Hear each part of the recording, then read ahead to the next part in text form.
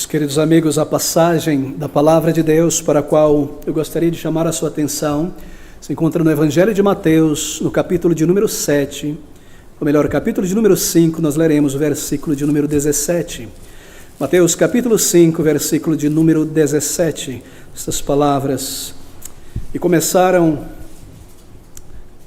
queridos, capítulo de número 5, versículo 17, não cuideis, diz o Salvador, que vim destruir a lei, ou os profetas, não vim destruir, mas cumprir. E estas palavras do Senhor Jesus Cristo será o nosso ponto de partida para um estudo nesta manhã sobre o cristão e a lei. O cristão e a lei de Deus, ou a lei moral e o crente. Meus queridos amigos, eu necessito fazer uma pausa em nossas considerações no Evangelho de Mateus para retornar a este tema tão importante. E por que eu faço isso? Bem, porque como pastor, eu observo a necessidade de tocarmos neste ensino da Palavra de Deus e recordarmos a nós mesmos o que o Senhor nos entregou a respeito da sua lei e em particular a respeito do quarto mandamento. Bem, volte comigo para estas palavras nesta manhã. Como crentes aqui nesta igreja, crentes batistas reformados, você sabe, nós somos pessoas, nós nos consideramos como debaixo da autoridade da lei moral de Deus. Nós somos pessoas salvas pela graça, é claro, pela graça de Deus em Cristo Jesus por meio da fé. A salvação é uma obra do alto na alma do pecador. É graça, é bondade de Deus, não é mérito. Não é um pagamento pelo mérito, é graça.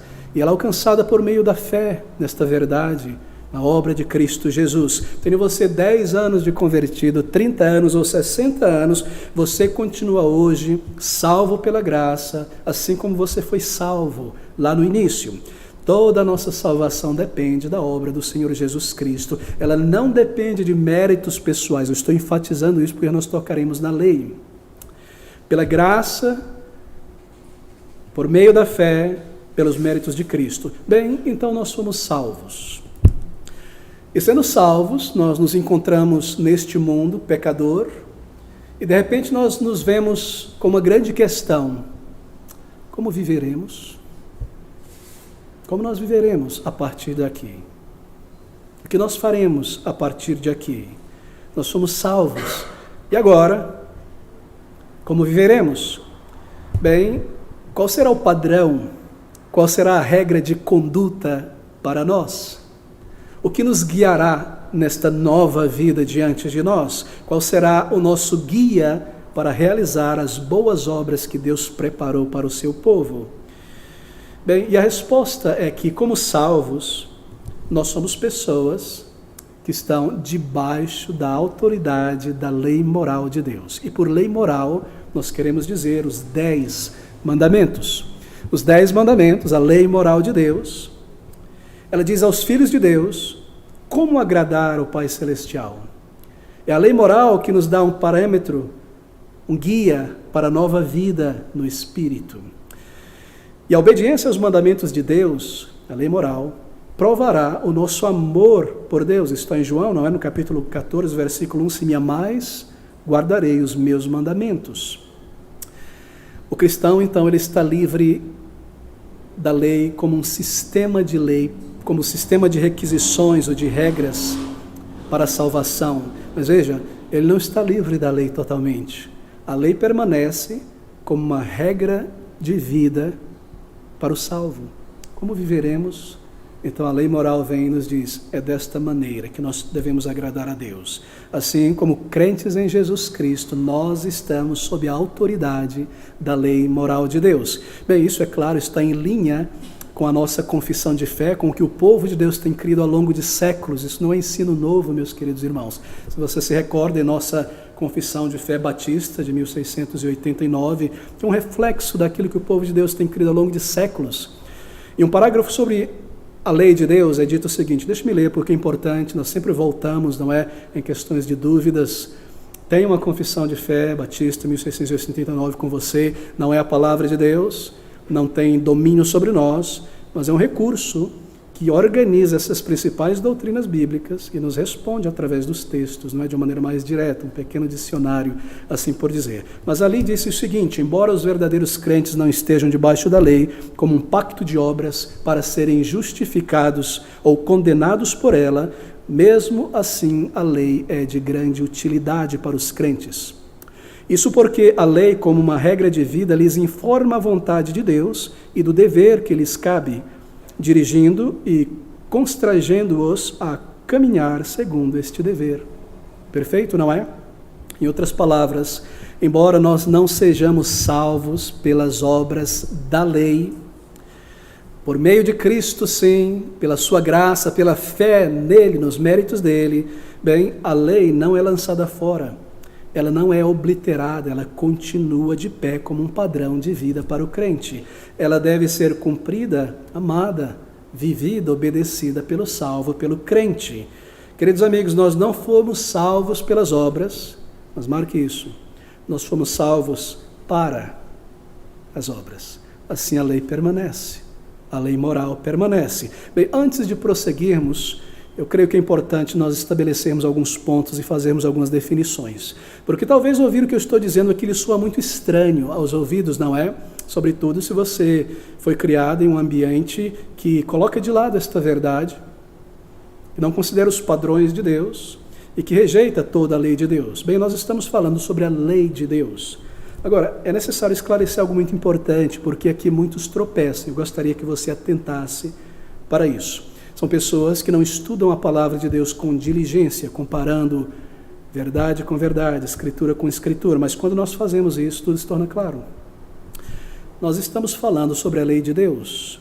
Mas qual lei de Deus? Ou quais leis de Deus? Qual é o nosso assunto nesta manhã ao falarmos sobre o crente e a lei de Deus? Bem, muitos religiosos, às vezes professores, pastores e líderes, eles confundem o povo de Deus por serem incautos.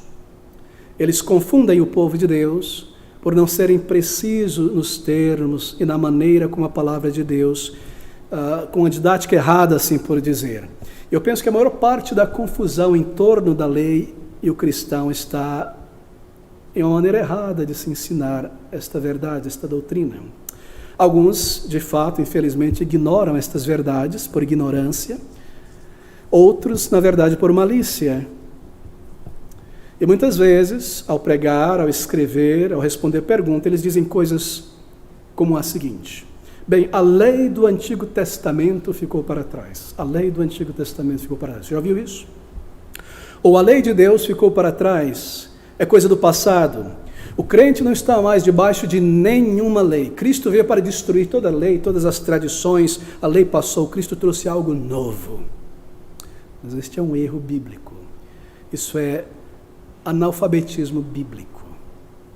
Cristo não veio para destruir ou obliterar, ele veio para cumprir. Para cumprir. Na palavra de Deus nós encontramos, se eu posso colocar desta maneira didática, 3 tipos de leis. Uso esse termo apenas de uma maneira didática para se tornar claro. Há 3 tipos de leis dadas por Deus ao seu povo. Primeiro há a lei moral. E é desta lei, 10 mandamentos, que fluem todas as demais leis que Deus deu ao seu povo. Nós temos também a lei moral, a lei civil e a lei cerimonial. A lei moral é o espírito de toda a lei. A lei civil e a lei cerimonial têm o seu espírito sentido a partir da lei moral. Por quê? Porque a lei moral é um reflexo do caráter de Deus. Assim, todas aquelas questões de cerimônias, de separação, de santificação, reflete o caráter moral de Deus e eram como que recursos visuais para o povo de Deus. A mesma coisa a lei civil. A lei cerimonial, voltando, ela contém ordenanças simbólicas, não é sobre adoração. A lei moral foi dada ao povo de Deus, conforme o povo de Deus saiu do Egito, ali não era povo de Deus em espírito, era em status, porque ali era um povo pagão ainda, com seus ídolos no coração, tanto é que aquela geração inteira foi ceifada. Mas ali no deserto do Egito para Israel, Deus estava formando uma identidade nacional para o seu povo. Ele estava tirando a idolatria, ele estava estabelecendo regras, ele estava dizendo como eles deveriam viver ao chegar na terra prometida, como eles deveriam construir, batalhar, plantar, adorar, etc, etc, etc. Ele estava dando àquele povo uma identidade nacional que não possuía. E primeiramente ele deu a eles a lei moral, os 10 mandamentos. E depois, então, nós vemos na sequência como ele traz a lei cerimonial, de que maneira o povo deveria adorar a Deus. Esta é a lei. Vocês não farão como os gentios, me adorarão desta maneira, desta maneira, desta maneira. Por quê? Porque eu sou santo, assim a lei reflete o caráter de Deus. E quando vocês estabelecerem suas cidades, seus governos, seus tribunais, vocês vão julgar desta maneira, lei civil, desta maneira, não segundo as nações, não haverá erro, não haverá balança desigual, etc, etc, etc, etc. Assim nós podemos organizar a lei de Deus em 3 grupos: lei moral, lei cerimonial, adoração, culto a Deus, era uma nação sacerdotal, uma nação religiosa, e lei civil, porque era uma nação política também, organizada com suas leis, não é verdade? E assim, queridos amigos, na lei cerimonial haviam tantos e tantos símbolos, tantos recursos para ensinar a mente, cada um daqueles sacrifícios, os objetos utilizados nas cerimônias, os animais que eram sacrificados dentro do templo, as separações, lugar santo, santo do santo, as pequenas imagens esculpidas de Romã, etc., ali ao longo daquele lugar, tudo isso era um recurso visual apontando para Cristo Jesus, a sua obra e o seu sacrifício final. Milhões e milhões e milhões de sacrifícios realizados ao longo de séculos, colocando diante do povo de Deus a necessidade de um mediador entre o homem pecador e Deus, e então Cristo Jesus vem a este mundo. E vindo a este mundo, ele cumpre o significado daqueles símbolos, entregando a sua vida como Cordeiro de Deus, no lugar de pecadores, para os redimir. E tendo cumprido a lei, então esta lei cerimonial, ela é deixada de lado, ela é obliterada, ela fica para trás, porque Cristo cumpriu toda a lei, e aqui a lei cerimonial através da sua vida. Assim nós não precisamos mais para hoje sacrifícios de animais, candelabros, arca disso, a Páscoa judaica e todos aqueles tipos de coisas, porque Cristo cumpriu a lei cerimonial. Assim, sim, ela ficou para trás. A lei judicial ou civil, como o povo de Deus deveria viver em comunidade, organizar seus tribunais. Claro, eles estariam vivendo juntos. Que lei eles usariam? Dos egípcios? Dos babilônios? Não, a lei do Deus Santo. E aquela lei foi dada àquele povo enquanto ele existia como uma nação aqui na terra. E você sabe que Israel foi estabelecido por Deus como um berço onde nasceria o Messias, o Salvador, para todo o mundo, todo o Israel de Deus. E uma vez que isso foi cumprido, o berço foi destruído ali no ano 70, não é? Não ficou pedra sobre pedra, Cristo determinou, ele cumpriu a lei cerimonial, não há necessidade de sacrifício. O templo é destruído, nós lemos isso em Mateus 24. Aquela nação que era o berço, o Salvador vem, já não é mais uma nação nacional, geográfica, física, é uma nação espiritual. A bandeira da igreja judaica desce do mastro e a bandeira da igreja judaica cristã internacional de todo o povo de Deus sobe ao mastro. Assim a lei civil também passa, porque aquela lei específica era dada àquela nação enquanto existisse. Assim ela não é para nós não precisamos necessariamente seguir aqueles elementos detalhados da lei civil. Claro, a lei civil de Israel, da palavra de Deus, tem influenciado todas as nações, não é? Mas não, ela não está como um peso sobre nós. E esse é um assunto mais extenso para lidarmos. Mas ela ficou para trás nesse sentido. Ela não tem jurisdição sobre nós, a lei civil, mas a lei moral permanece. Assim, a lei cerimonial passou, a lei civil, jurídica passou, mas a lei moral permanece. Bem, todas estas formas de lei, estou tentando ser didático aqui, elas foram vividas, cumpridas pelo Senhor Jesus Cristo. A lei cerimonial foi cumprida por Ele é o Cordeiro, o sacrifício final, a última oferta, e assim a lei cerimonial ficou para trás. Não há mais oferta pelo pecado, Cristo ofereceu-se uma vez por todas. A lei judicial ou civil ficou para trás, com Israel nação no passado. Mas a lei moral, 10 mandamentos, que foi dada antes da lei cerimonial, E antes da lei civil, permanece, é claro que permanece. Assim, deixa-me fechar esse parênteses, você percebe 3 tipos de leis, todas cumpridas, toda a lei de Deus cumprida pelo Salvador, 2 delas, cerimonial, civil deixada para trás, mas a lei moral contida nos 10 mandamentos, cumprida por Cristo, ela permanece. De maneira que causam grande confusão aqueles professores, líderes, que falam sobre a lei de Deus ficou para trás, a lei do Antigo Testamento para trás, sem especificarem cuidadosamente o que estão dizendo. E assim eles põem pedras de tropeço no caminho do povo de Deus e levam o povo de Deus a dar uma marcha ré para o mundo, imaginando que nós fomos salvos para viver sem lei, um anarquismo espiritual. Estou livre, posso fazer qualquer coisa, de maneira alguma. Queridos amigos, pense comigo, raciocine comigo. Pode algum ser humano, pode algum crente em Jesus Cristo afirmar que os 10 mandamentos não têm mais jurisdição sobre o crente, ou nova criatura, sobre o salvo? Pode alguém dizer isso, que os 10 mandamentos não têm autoridade sobre um crente? Depois da salvação nós podemos quebrar os mandamentos? Não amar a Deus sobre todas as coisas? Podemos fazer imagens e esculturas para adoração? Podemos adulterar, mentir, dar falso testemunho? Essa lei ficou para trás? Pode alguém afirmar uma coisa dessa? Que a lei não permanece?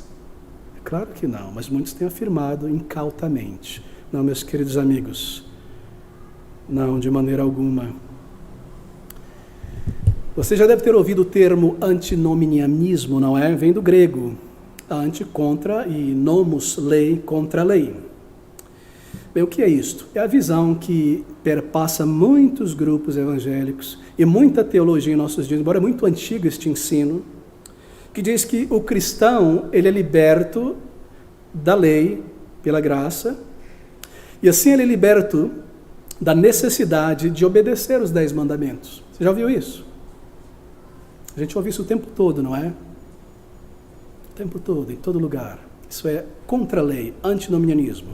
E a teologia do antinomianismo é a crença de que não existem leis morais de Deus pesando sobre o povo de Deus, que Deus não espera que o povo de Deus tenha leis morais para obedecer.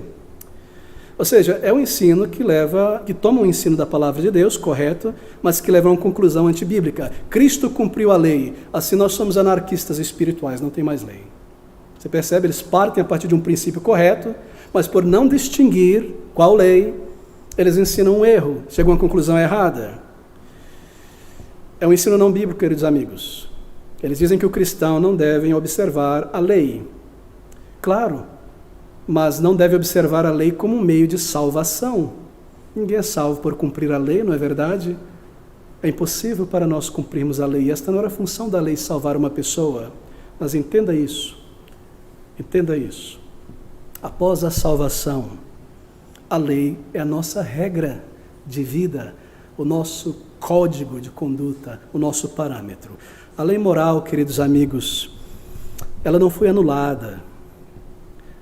Embora a lei cerimonial e civil passaram, a lei moral permanece. Eu tenho apertado esta tecla com muita necessidade. A lei moral não.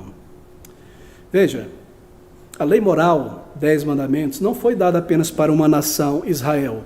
A lei cerimonial foi dada só para Israel. Era só Israel que aquelas cerimônias deveriam ser feitas. O templo estava lá, a casa do Senhor, onde o sacrifício era feito. Os nossos pais dizem, nós adoramos neste monte, vocês judeus, Mateus, João 4, aqui no templo. E o Senhor Jesus responde, a verdade vem dos judeus, não dos samaritanos, é no templo mesmo. Percebe no Antigo Testamento? E assim, tendo Cristo cumprido, tendo Cristo vivido e cumprido todo este ponto, aquela lei que foi dada àquela nação fica para trás. A lei civil, a mesma coisa. Cristo manteve a justiça, ele nunca descumpriu. Mas a lei moral não foi dada apenas a uma nação. A lei moral foi primeiramente dada ao ser humano lá no Jardim do Éden, porque foi escrita na consciência do ser humano, antes dela ter sido escrita nas tábuas da lei. E então, posteriormente, ela foi colocada nas tábuas visíveis, para que todo homem e mulher visse essas leis. As 2 tábuas da lei.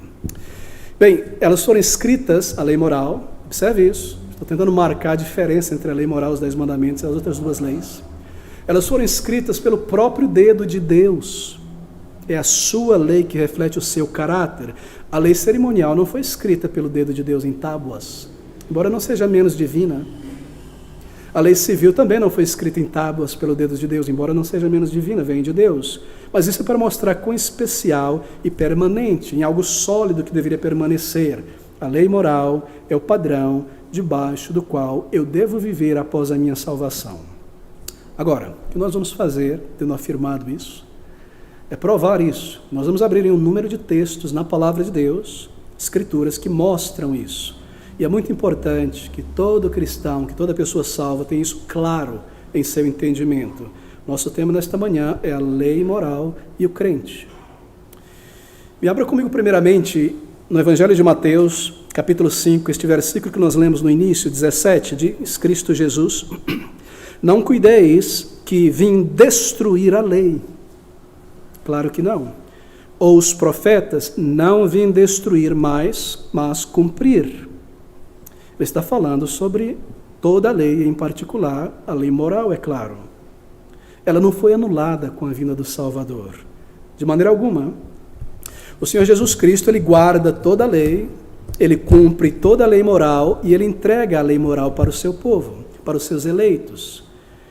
Ele cumpre todos os símbolos da lei cerimonial, veja o versículo de número 18, porque em verdade vos digo que até que o céu e a terra passem, nenhum jota ou um tio a mais jamais passará da lei sem que tudo seja cumprido.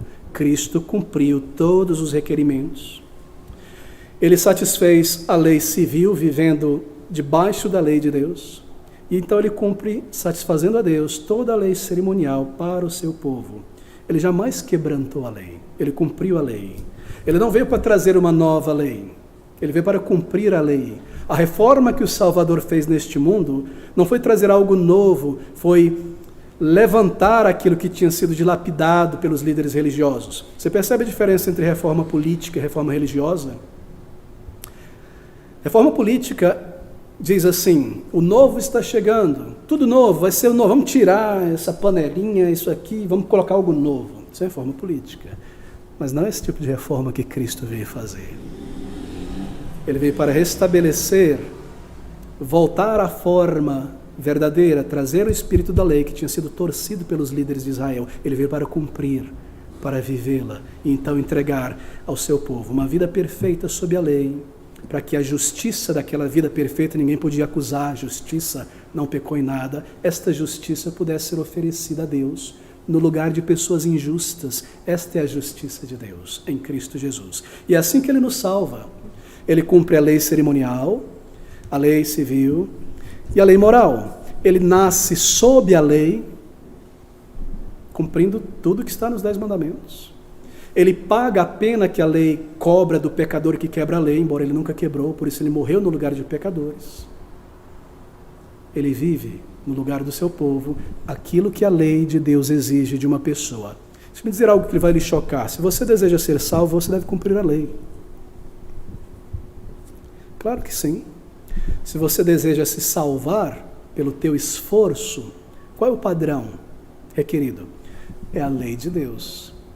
Nunca pecar, nem um segundo, nem um pensamento, nem uma vez, jamais, por toda a tua existência, desde o nascimento até a tua morte. Se você quer salvar, aí está o Everest.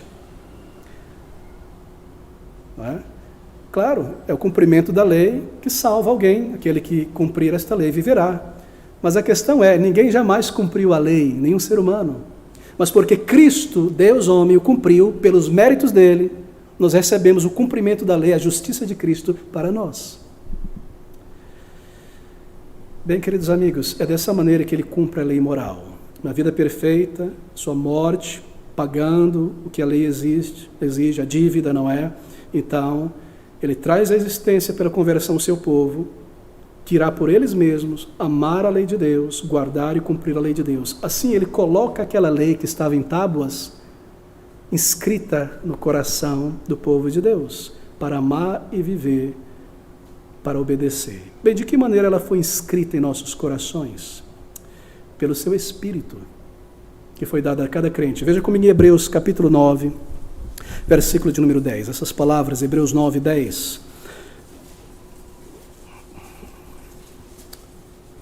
Consistindo somente em comidas e bebidas, e várias oblações, abluções e justificações da carne, impostas até o tempo da correção. Mas vindo Cristo, sumo sacerdote dos bens futuros, por um maior e mais perfeito tabernáculo, não feito por mão, isto é, desta criação, nem por sangue de bode, bezerro, seu próprio sangue entrou uma vez no santuário, havendo efetuado uma eterna redenção. E o texto vai seguir dizendo que Deus então escreveria a sua lei no coração do seu povo.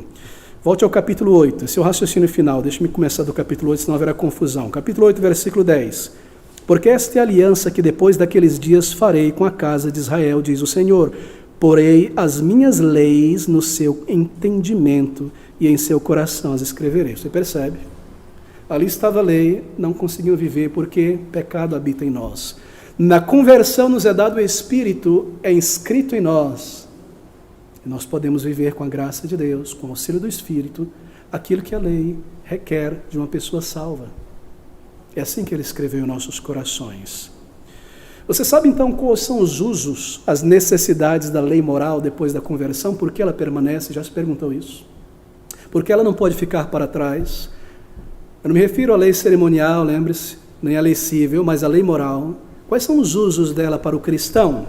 Bem, são pelo menos 3, eu adiciono um quarto, na verdade. Primeiro, a primeira função da lei moral, dos 10 mandamentos permanecerem para a igreja hoje é a seguinte: ela é um espelho que reflete a justiça perfeita de Deus, o padrão perfeito de Deus que ele requer do homem. Assim, esse espelho colocado diante de nós, um padrão perfeito, ao sermos contrastados com a lei de Deus, nós vemos quão torcidos, pecaminosos nós somos. Ou seja, qual é a primeira função da lei?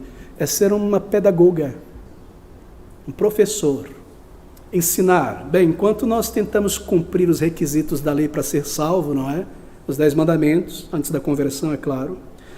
O que a lei faz, ela nos cansa. Esse é o objetivo da lei. Eu estou subindo este Everest de perfeição e eu escorrego. Eu subo este Everest e escorrego. Tento parar de pecar, quebro outro mandamento. Eu canso, mas esse é o objetivo da lei, nos cansar. E por esse cansaço, bem, ela nos permite, nos faz entender que nós precisamos da misericórdia, da graça de Deus. Porque sem isso nós nunca agradaremos a Deus. Assim, a lei tem a função de trazer o conhecimento do pecado que habita em nós, porque eu não consigo subir esta montanha e viver para Deus, porque há uma pedra dentro de mim, um coração mau, que me segura nessa terra. A lei tem esta primeira função de mostrar o meu pecado. Naturalmente eu penso assim: eu posso agradar a Deus? Eu posso viver uma vida aceitável a Deus? Eu não mato ninguém, não roubo ninguém, não faço nada. Né? Aí de repente a lei é colocada diante de mim. Não adulterarás, não cobiçarás, não dirás falso testemunho. Isso no coração, porque Cristo cumpriu a lei, mostrando o espírito dela. Desse momento eu vejo quão podre e quão morto eu estou, quão pecador eu estou. A lei tem essa função pedagógica, primeiramente. Ela nos mostra a nossa necessidade de perdão, o nosso perigo de condenação, para nos levar ao arrependimento e à fé em Cristo Jesus. Assim ela permanece em pé. Segundo uso da lei, a segunda função, é o uso civil da lei, não é? O objetivo da lei moral é refrear o mal. Bem, embora a lei não possa mudar o coração de uma pessoa, torná-la boa, o que a lei faz, então, até certo ponto, é inibir a ilegalidade, não é? Ela inibe pelas ameaças dela, pelo julgamento, ela permanece ali, inibindo pelo temor. Faça isso e o resultado é isso. Se não há nenhuma lei, não há inibição do mal. Assim, a lei moral permanece. Ela permanece em pé. Não matarás, não roubarás, não adulterarás, não mentirás, não cobiçarás. Que sociedade vive sem essas leis? Qual é a sociedade, a cidade, grupo de pessoas, comunidade consegue existir sem essas leis? Com o pecado dentro de nós. Assim, a lei moral, ela permanece. Não é? Especialmente quando ela é apoiada em um código civil que administra punição às ofensas. Toda lei tem um requisito, um método de punição, não é? Se você quebra, esta é a punição, porque se não tem uma punição ligada, então não é lei, é só opinião. Assim, ela assegura a ordem civil e ela serve para proteger os justos dos injustos, por isso a lei moral deve permanecer. Em quarto lugar, já mencionei, terceiro lugar, a lei moral permanece como uma regra de vida para o salvo. Como eu mencionei, aqui estamos nós salvos, como viveremos? A palavra de Deus vem e nos ensina como viver. Eu devo adicionar um quarto aspecto à lei moral. Bem, ela serve como um reflexo do que Deus criou, da criação de Deus, um reflexo perfeito do que ou para o que Deus criou o coração humano, o ser humano. Deus criou o homem para ser perfeito, lá no início, para viver e nunca quebrar aquelas leis. Ele conhecia, lhe foi dado. Ele quebrou, esta lei permanece como padrão de perfeição, glorioso, belo, que Deus intentou para o ser humano. Por isso a lei moral permanece, meus queridos amigos. Agora abra comigo em Romanos capítulo 3. Romanos 3, versículo 20. Palavras bem conhecidas, apóstolo Paulo. Romanos capítulo 3, versículo de número 20. Por isso, nenhuma carne será justificada diante dele, de Deus, pelas obras da lei, porque pela lei vem o conhecimento do pecado. Foi o que nós vimos. Agora veja o capítulo 7, versículo de número 7. Nós seguiremos através de vários textos agora. Que diremos, pois? É a lei pecado? Você está com o dedo aí no capítulo 3, versículo 20. Veja o raciocínio. Por isso, nenhuma carne será justificada diante dele pelas obras da lei, porque pela lei vem o conhecimento do pecado. Bem, se a lei faz isso, me mostra o meu pecado e me mata, assim por dizer. Então a pergunta que se levanta no capítulo 7, versículo 7, que diremos, pois? É a lei pecado? De modo nenhum. Mas eu não conheci o pecado senão pela lei. Porque eu não conheceria a concupiscência se a lei não dissesse não cobiçarás. Sabe o que Paulo está dizendo aqui? Ele está dizendo qual era o seu pecado principal. Cobiça. O 10º mandamento, não é?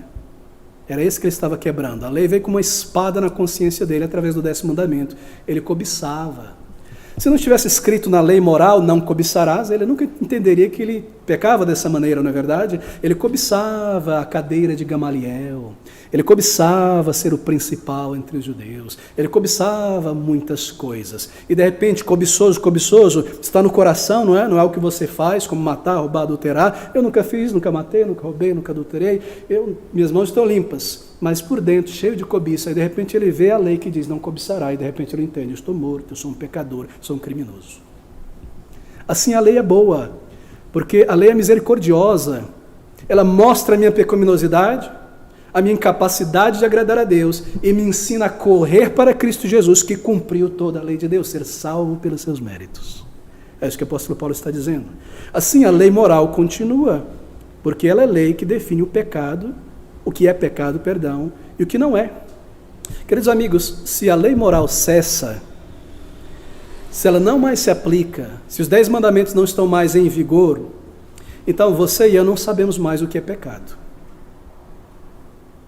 Você e eu não sabemos mais o que é pecado. O pecado deixou de ser definido, deixou de ser exemplificado, se a lei, os 10 mandamentos é tirado de lado. Não há exemplo, não há definição. Como alguém poderia dizer que a lei de Deus passou? Nós podemos agora viver o oposto daquelas leis. Como crentes, estamos livres para matar, roubar, adulterar, fornicar. Claro que não, queridos amigos. Não sejam levados por professores incautos. Entenda a vontade de Deus. No capítulo 3, no versículo de número 28, ainda em Romanos, Paulo diz que ninguém é salvo pela obra da lei, tentando cumprir a lei. Ele diz, concluímos, pois, que o homem é justificado pela fé sem as obras da lei.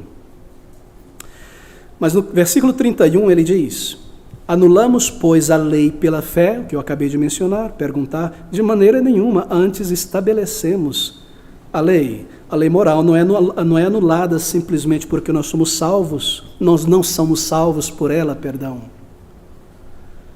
Ela permanece. Ele está falando sobre os 10 mandamentos, não sobre a lei cerimonial ou civil, que ele sabia muito bem que seria cumprida por Cristo e passaria. Veja o capítulo 7 mais uma vez, versículo 12. Veja o que ele diz. E assim, a lei, 10 mandamentos, é santa e o mandamento santo, justo e bom. Bem, Paulo está afirmando que a lei moral é santa, justa e boa. Por quê? Porque ela é espiritual, que significa dizer que ela é a obra do Espírito e ela reflete o caráter de Deus, o Espírito. Por isso ela está ali diante de nós, como um bom padrão para as nossas boas obras. Veja o versículo 21 do capítulo 7. Acho então esta lei... versículo 12 do capítulo de número 7, versículo 21, exatamente. Acho então esta lei em mim, que quando quero fazer o bem, o mal está comigo. Porque segundo o homem interior tenho prazer na lei de Deus, lei moral, mas vejo nos meus membros outra lei que batalha contra a lei do meu entendimento e me prende debaixo da lei do pecado que está nos meus membros. O que ele está dizendo aqui? Bem, ele está dizendo que é uma velha natureza pecaminosa, residual em nós. Há uma nova lei dentro de mim. Essa lei diz e me leva, porque a lei se impõe, ela me impõe para viver para o Senhor, para cima, mas ainda estou nesse corpo que traz a reminiscência do pecado e que ainda tem uma velha lei que me puxa para o pecado.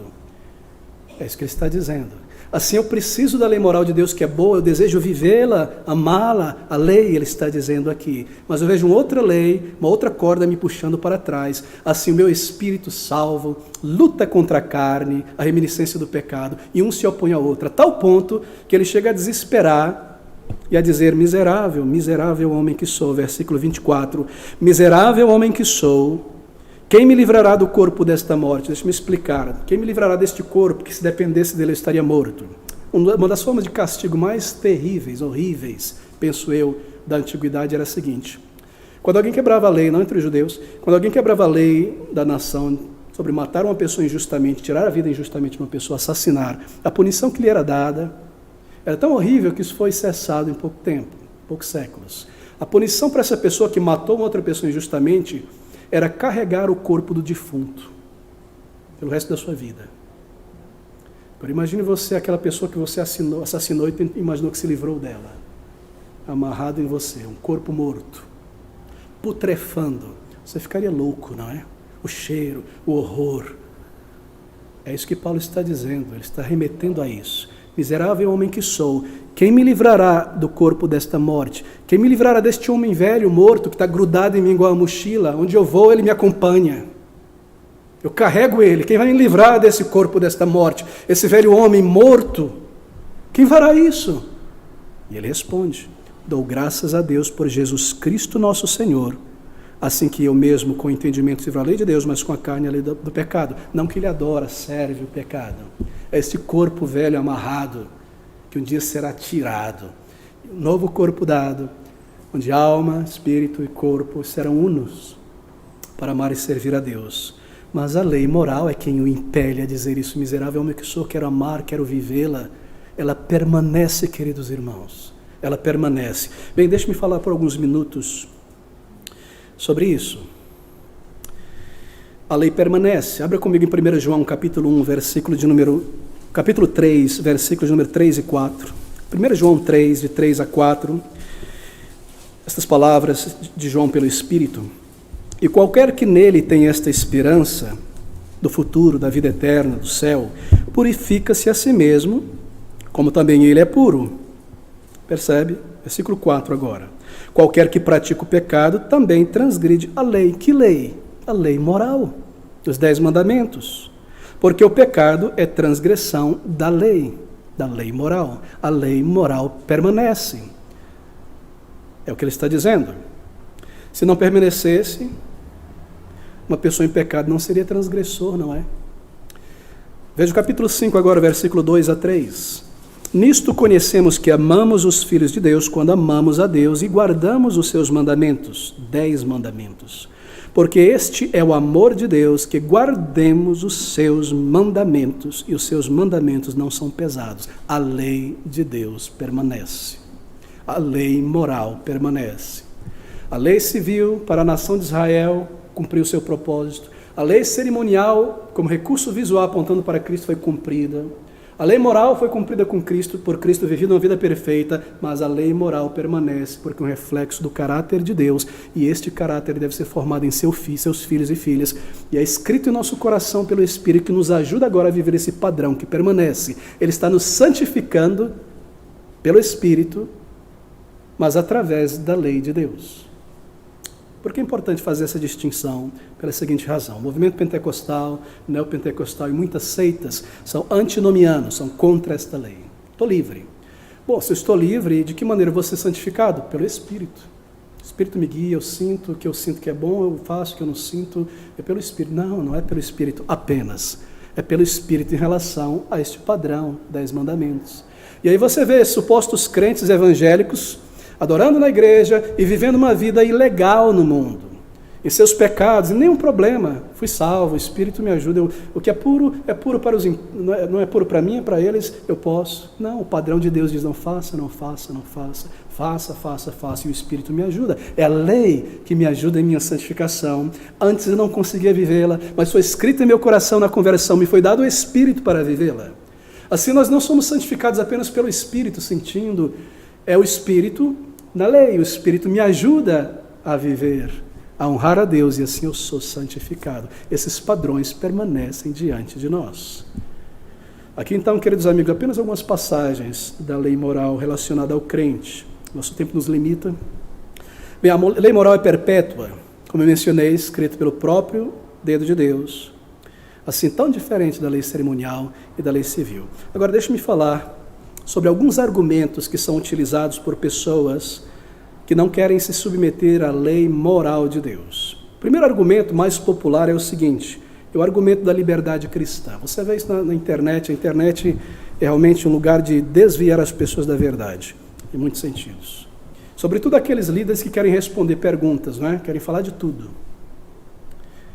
E eles dizem, a pergunta é levantada assim: pastor, o crente ele pode isso, aquilo mais, tudo em conexão com a lei moral, né? Sua vida prática. E a resposta muitas vezes é: olha, meu querido amigo, por causa da liberdade cristã, né, fomos salvos, por causa da liberdade cristã eu sou salvo, eu sou livre. Pastor, o crente pode beber o álcool, se entorpecer. Olha, eu sou livre, O crente pode estar com um pé na igreja e um pé no mundo. Bom, não vá para o mundo mal, mas maligno, mundanismo, mas eu sou livre. Lei, liberdade cristã. Oh, meus amigos, que ignorância, né? Liberdade cristã é uma doutrina na palavra de Deus. E liberdade cristã não tem nada a ver com libertinagem cristã. Sabe o que é liberdade cristã, este ensino? É o ensino que diz que eu fui livre, liberto da maldição da lei por não cumpri-la. Estou livre por causa de Cristo. Eu deveria cumpri-la. E há uma maldição, uma condenação. Eu fui livre porque Cristo cumpriu. Liberdade cristã se refere a acesso livre a Deus por meio de Cristo. Não preciso mais de sacrifícios, de sacerdotes, para levar o meu sacrifício lá dentro e trazer a Deus. Eu posso ir direto ao Senhor através dos méritos de Cristo. Isso é liberdade. Liberdade cristã é uma doutrina que ensina que o pecado ele não precisa mais me dominar, ele foi quebrado, eu posso lutar e vencê-lo. Eu não preciso viver em pecado mais como antes. Isso é liberdade cristã. Esse é o ensino claro e doutrinário. Liberdade cristã é uma doutrina que diz que eu não preciso mais me submeter à lei cerimonial dos judeus, aquelas minúcias, lavagens, isso, não misture esse pano com aquilo, fica fora do arraial, isso, aquilo. Estou liberto, Cristo cumpriu aquelas coisas. Liberdade cristã, queridos amigos, significa que eu não estou mais debaixo da tirania do pecado. Eu tenho acesso à presença de Deus, sem a necessidade de intermediário humano, sem missa, sem clero, sem precisar de pastor para me levar à presença de Deus. Você vai diretamente por meio de Cristo. Isso é liberdade cristã. Oh, vocês desta igreja batista reformada, vocês são legalistas, vocês querem santidade, vocês querem agradar a Deus, não é? Querem se submeter à lei de Deus, fazer a vontade de Deus, ter o senhorio de Cristo em suas vidas, mas isso é contrário à minha liberdade cristã. Vocês são legalistas. Não, nós não somos. Porque legalista é crer que você pode ser salvo cumprindo a lei por méritos. Não, nós não somos legalistas. Nós queremos amar ao Senhor e obedecer ao Senhor e servir ao Senhor. Essa é a acusação que nós ouvimos o tempo todo, né? Legalista, olha aí. Não, queridos, nós não cremos em salvação por obras e méritos pessoais. A lei moral permanece. Assim, nós somos legalistas no sentido que nós não somos anarquistas. Nós temos o Espírito e o padrão de Deus diante de nós. Não somos libertinos. Espero que você saiba que os 10 mandamentos, a lei moral, não são apenas 10 regras, não são apenas 10 regras unitárias, singulares, 10 comandos para não fazer certas coisas e o seu oposto para fazer certas coisas. Eu espero que você saiba que cada mandamento não proíbe realizar ou cometer um único pecado. Queridos amigos, pense sobre cada um dos 10 mandamentos como a cabeça de uma grande família. Cada um daqueles mandamentos representa uma grande família ligada a ele, não é? Como na biologia nós dividimos, não é? Gênero, tipo, filo, espécie, né? Tudo dentro. Cada um daqueles mandamentos é o cabeça, é a ponta do iceberg, é a demonstração, a exemplificação de uma família de pecados. Por exemplo, o 6º mandamento diz: não matarás, não assassinarás. Bom, será que assassinar uma pessoa é apenas tirar a vida física dela? Bem, esse é o primeiro exemplo. Mas este mandamento, ele cobre todas as formas possíveis de matar, de assassinar. Matar a reputação de alguém, na sociedade, na família, é quebrar esse mandamento. Não matarás, está incluso aí.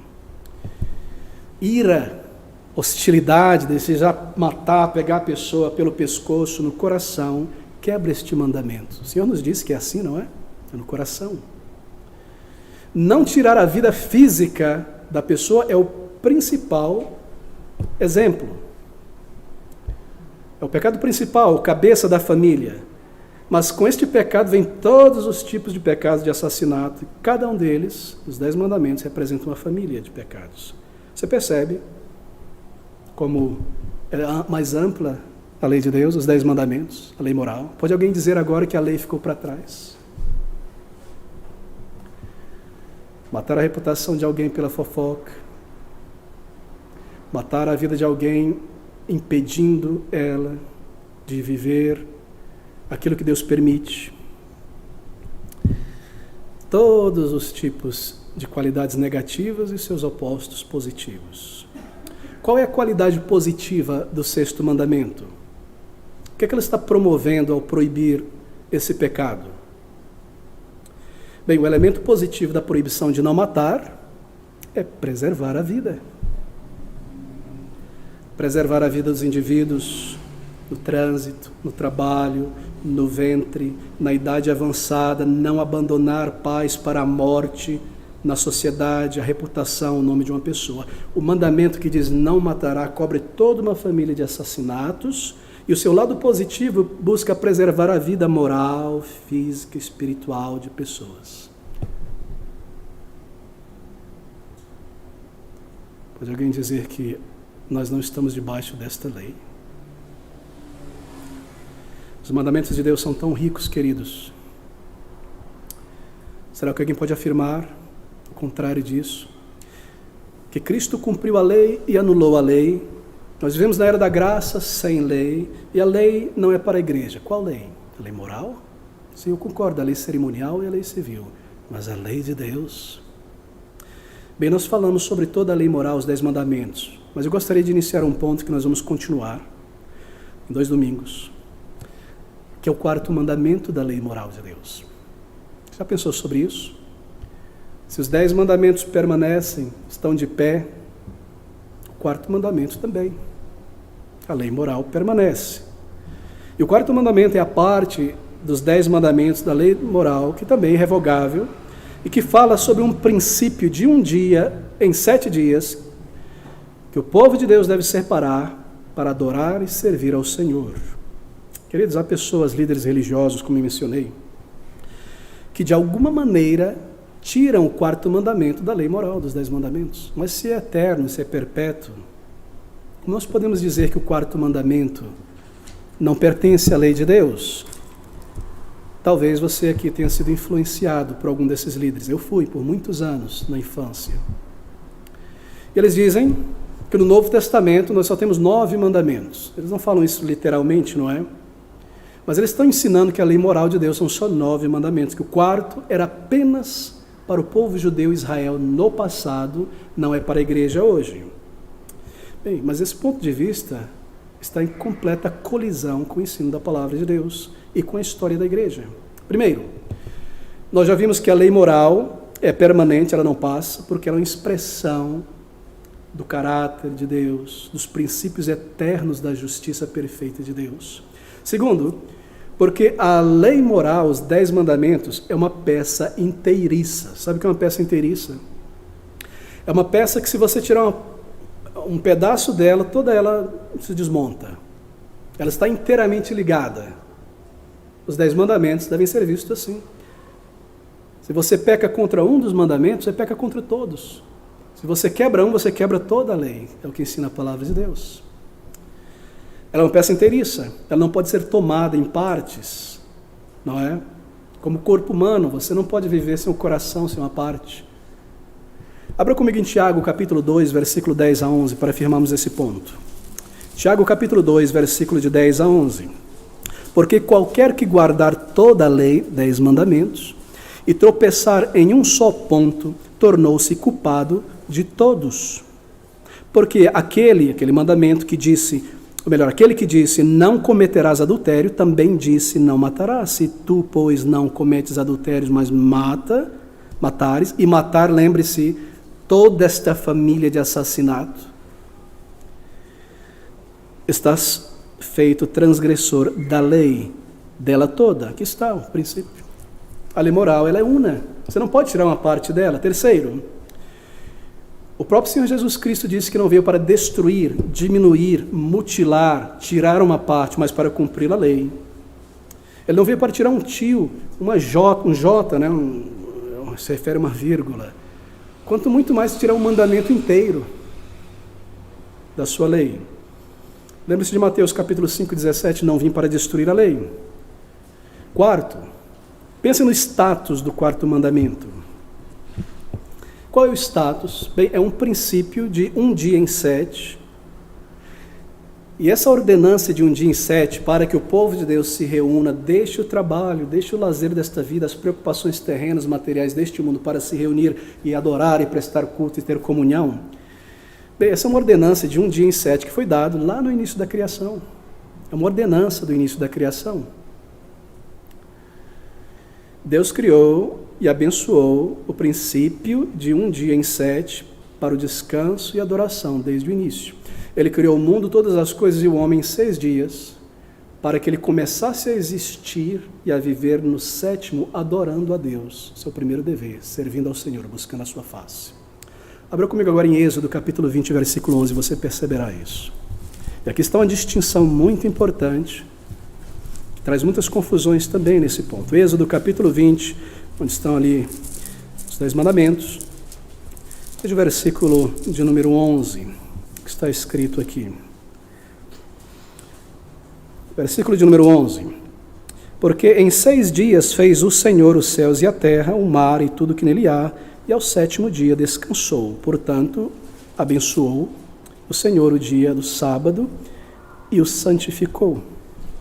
Talvez você começando a ficar de cabelo em pé, isso está me cheirando sabatismo, adventismo, judaísmo. Não, queridos amigos. Deus criou e abençoou o princípio de um dia em 7 para o descanso e adoração. Bom, mas talvez você diga, pastor, espera um momento. Se é só o princípio, ele fala, lembre-te do dia do sábado para o santificar. Como é que eu vou me lembrar do sábado, por exemplo, no domingo? Não tem que ser no sábado? Como é que eu vou me lembrar da terça na quarta-feira? Como é que eu vou me lembrar de um dia específico em um outro dia específico? É isso que nós temos que entender aqui. Deus nos deu um princípio. E Ele colocou, obviamente, este princípio no tempo e no espaço. Você percebeu que entre os 10 mandamentos, se você ler com calma, este é o único mandamento que está atado a uma moldura temporal dentro de um dia específico? Você observou isso? Fala sobre dia. Os demais não estão. São todos os dias. Claro, nós devemos adorar a Deus, estudar, servir ao Senhor todos os dias, mas Ele determinou que isso fosse feito em um dia específico. Que depois de 6 dias de trabalho, um dia fosse separado para o povo de Deus se reunir. Assim, como pode ser isso? Bem, o 4º mandamento diz o seguinte, veja só. Lembra-te do dia do sábado para o santificar. Aqui está o grande problema. É uma ordenança do início da criação. Sabe qual é o problema aqui? É que a palavra que nós encontramos aqui, sábado, em todo o Antigo Testamento, não se refere ao dia inicialmente, mas o que é feito no dia. E sabe qual é a palavra no hebraico? Sabá, sabat. E sabe o que significa sabat? Descanso. Assim ele está dizendo, lembra-te, portanto abençoou o Senhor o dia do descanso, do sabat, e o santificou. Mas os nossos tradutores, no lugar de trazerem a palavra descanso, traduzirem sabat como descanso, eles colocaram aqui sábado, que se refere ao dia. Ele está falando sobre o conteúdo que viver naquele dia, o dia do sabá, do descanso.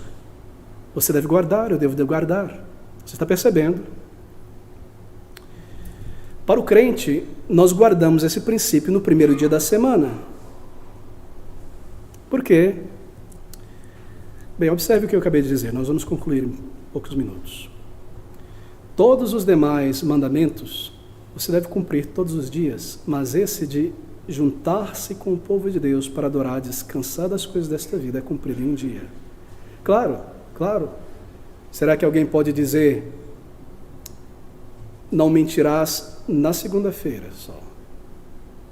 Não roubarás na quinta-feira só? Não, todo o tempo.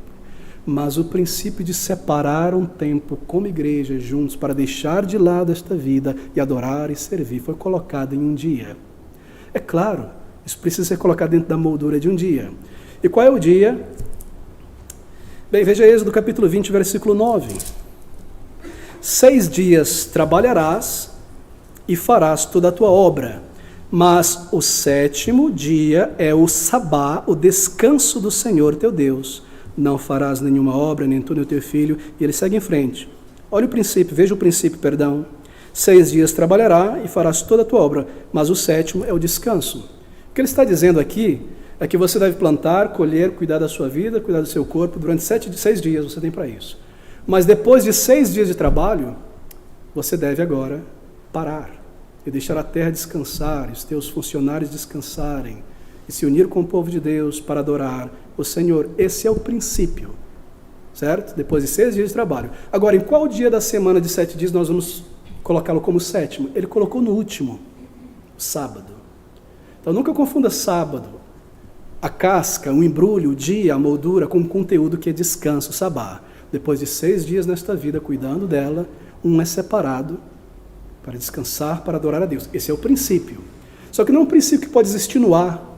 Tem que ser colocado dentro da moldura do tempo, de um dia da semana, e o Senhor colocou isso no último dia da semana. Trabalhar de domingo a sexta e descansar no último. Não é verdade?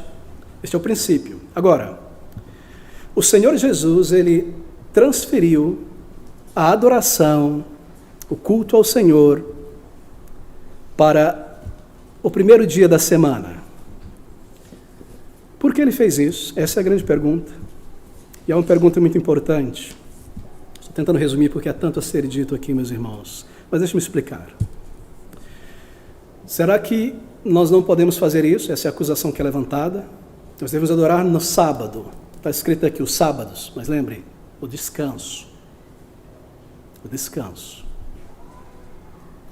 E esse descanso, adoração, mais uma vez, deve ser colocado em um dia, depois de 6 de trabalho. Vai ser o quê? Na segunda?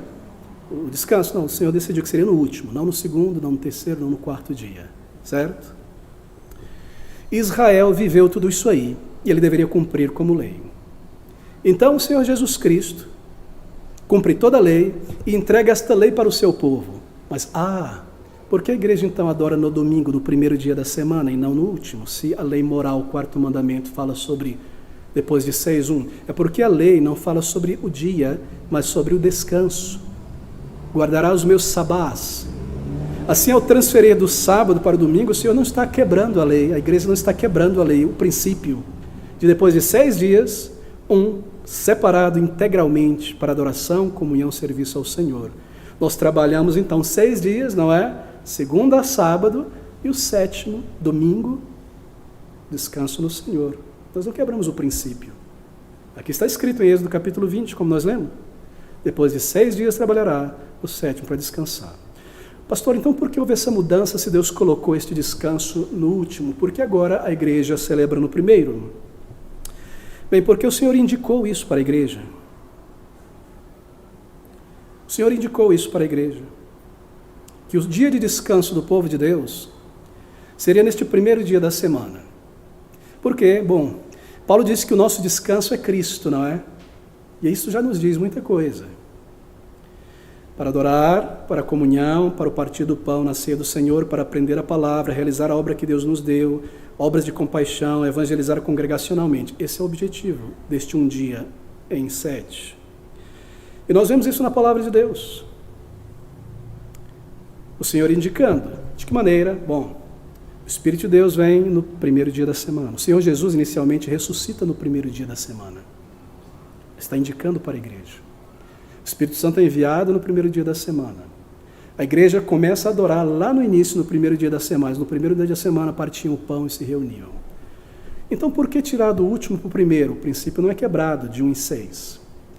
Porque enquanto o último falava de uma velha aliança que foi obliterada e deixada para trás, lembra da lei cerimonial ligada aos sábados, ao sabá? O primeiro dia fala de algo novo.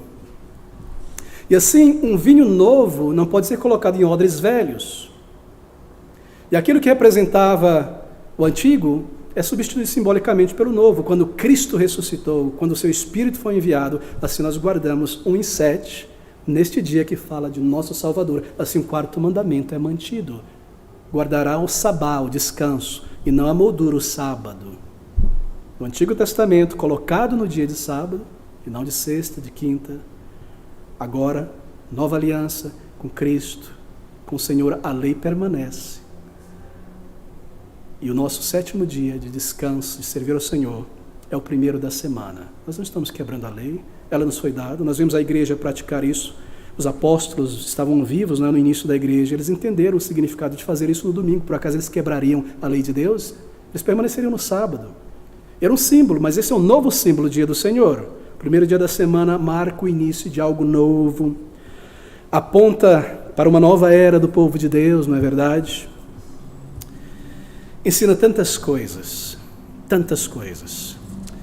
O sábado marcava o último dia da semana, uma velha era. O primeiro dia da semana marca o início, a igreja de Cristo iniciante no primeiro dia. O primeiro dia da semana marca o início, simbolicamente, do novo céu e da nova terra que virá, a eternidade com Deus. O último dia da semana judaica marcava o final de uma era humana, de uma dispensação humana.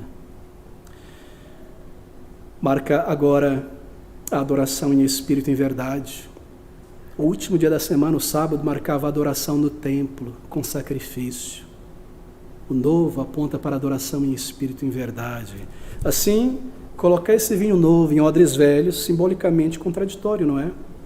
Um odre novo para um vinho novo. Um novo dia, o primeiro dia da semana, o dia inicial da semana, não o último, para o verdadeiro Israel. O último dia para o Israel carnal, terreno. O primeiro dia para o Israel espiritual, adorar a Deus, servir a Deus. Assim, querido amigo, qual é a essência desse quarto mandamento para nós, o crente, a lei moral? Eu tirei apenas um mandamento. É um decreto da criação que Deus deu ao ser humano, reservar um dia em cada depois 6 de trabalho, perdão. É um dos 10 mandamentos, ele pôs nos 10 mandamentos. Primeiro ele colocou na consciência, criando o calendário de 7 dias, adoração um depois de 6. Pôs nos 10 mandamentos para aquela nação, e em Cristo continuam depois de 6 neste dia. Então o que nós fazemos? O que nós fazemos? Bem, deve haver um dia para comemorar a criação, não é? E a nova criação em Cristo. Dia do Senhor. Ele deve continuar, porque deve haver um dia em 7, nessa moldura da semana temporal, para nós proclamarmos redenção em Cristo mediante a evangelização de crianças, de adultos, de muitas pessoas. É bastante lógico, não é, na sabedoria de Deus, a necessidade de um dia. Deve continuar a existência de um dia de descanso em 7, para que os trabalhadores também possam se beneficiar desses propósitos anteriores. Lá em Deuteronômio 5,14, ao princípio ali, expressamente citado, né, no mandamento do sábado, do descanso, sabá, que o teu servo e a tua serva descansem como tu. É um dia para todo mundo parar e reconhecer que Deus é Deus. Você percebe? É uma maneira de, entre aspas, forçar a humanidade a reconhecer o seu Criador, porque ela não reconheceria naturalmente no pecado, mas para o crente que tem o Espírito, ele voluntariamente reconhece. E quando nós vamos fazer isso? Nós vivemos no tempo, nós precisamos de um dia. Não é lógico? Se não houvesse um dia em 7, inteiramente dedicado para isso, quando é que nós nos reuniríamos juntos para adorar a Deus? Porque um diria, eu prefiro na terça, eu só posso na quinta. Não, Deus criou e estabeleceu, vai ser nesse dia. Um depois de 6. E quem somos nós para passar por cima disso? Se não houvesse um dia em 7, um depois de 6, quando é que nós evangelizaríamos cumprindo o comando de Cristo como igreja? Eu não posso no dia do Senhor. Veja quantas coisas ele colocou neste dia. Assim é uma lei e ela não pode ser quebrada, queridos amigos. Assim como a observância do sabá era um testemunho para o mundo, não é?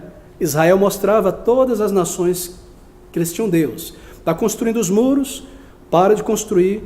No dia de sábado ninguém faz comércio, você lê em Esdras e Neemias. Aí lá vem os comerciantes filisteus querendo entrar, fecha o portão. Não querem ganhar dinheiro, não só de pão viverá o homem. Mas são tão diferentes esse povo, eles creem realmente em Deus. Nosso Deus é Mamon. E o povo de Deus está dizendo para o mundo, nem só de pão viverá o homem. Neste dia eu paro o meu trabalho, o meu estudo, todo o cuidado desta vida desnecessário para voltar à minha mente. A minha feira no domingo é a feira da alma, alimentar na palavra de Deus, proclamar libertação em Cristo. Meu querido amigo, você tem honrado a Cristo, honrando este dia. Nós não somos sabatistas. Não é guardar o sábado para a salvação, é um princípio que nos é dado para honrar o Senhor e proclamar estas coisas. Deixe-me concluir. A lei moral e o crente. Somos pessoas salvas pela graça de Deus, debaixo da autoridade da lei moral de Deus. 2. A lei moral de Deus, os 10 mandamentos, é uma expressão dos princípios eternos de Deus, de justiça e retidão, escrito na consciência humana e deve permanecer. E então escrito pelo próprio dedo de Deus, não pode ser anulada, permanece para todos os tempos.